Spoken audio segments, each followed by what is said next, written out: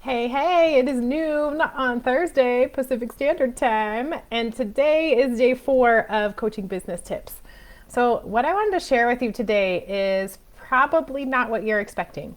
Today, I wanted to talk a little bit about coaching your client well. And I know that in most programs, they teach you strategies of how to coach your client well, how to structure a client call for most effectiveness, how to give them high value in your calls, those kinds of things. But I feel like what they forget to teach you is about the danger of hero coaching. And that is where you want to provide the value, provide the opportunity, provide the tools, and execute it for them because they are, maybe you have a client that's like really needy and they're needing a lot of your energy and they're needing a lot of your time to navigate their health journeys. And the thing that I freaking love about coaching my clients is that my clients are learning self-efficacy from my coaching style. And what that means is that they are learning to leverage the resources and they are learning to leverage the tools to create their own solutions.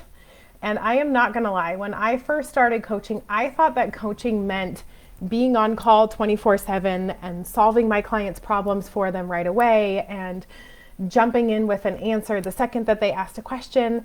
And it started stealing the joy from my personal journey as a coach because I started feeling a little bit like a slave to my journey, to my business. And what I realized was that that was no fault of my clients. Like, my clients didn't do that to me.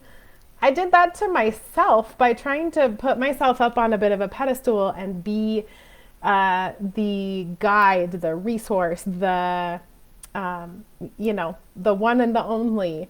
And not that that is done intentionally or that I was self-serving or I wanted all of the attention, not anything like that. But I think for all of us coaches, we have such a humongous heart to serve people that we can serve at the detriment of our own boundaries, our own health, our own highest values sometimes.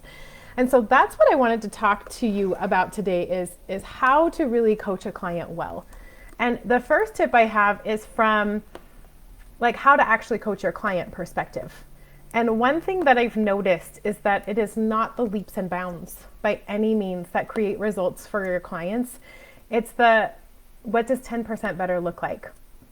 And depending on the season that your client is going through, it might be what does 1% better look like today?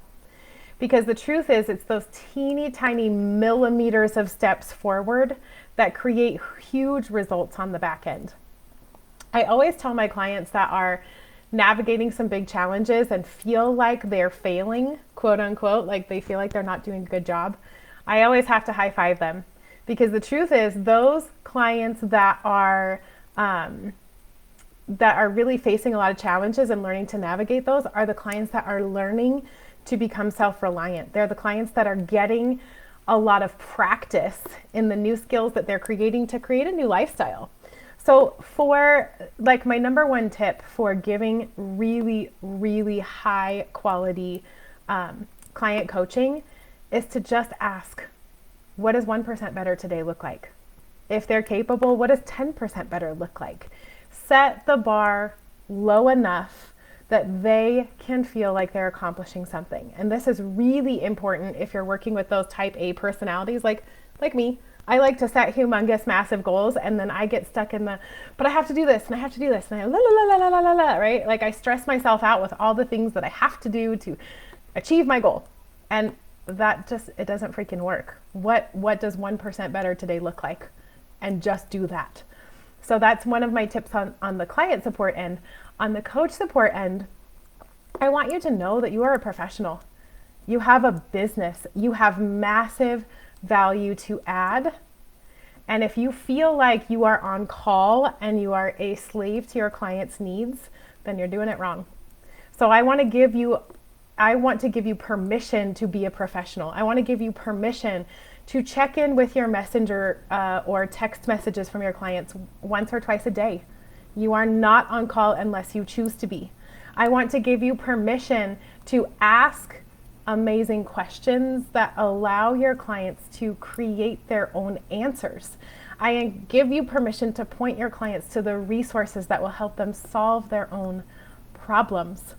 Because what happens in that dynamic is you remove yourself from being the only source to being their partner, to being their accountability buddy, not their educator, not their therapist, not their counselor, but their coach. And what a coach does is a coach inspires someone to step into their own greatness. And that does not mean that we're doing things for them. And that does not mean that we're jumping every time they message us. That means that we are locking elbows with them, getting into life with them, and asking incredible questions that help them create their own solutions. So those are my two biggest tips for you today is number one, you're a business. Create boundaries, create mutual respect between you and your clients, and support them in growing just 1% at a time. What does that next 1% look like? So I am inviting you to join me on Saturday. We're doing an open live Q&A session in my Zoom room. And bring any of your questions, any of your thoughts, any of your ideas, any of your concerns.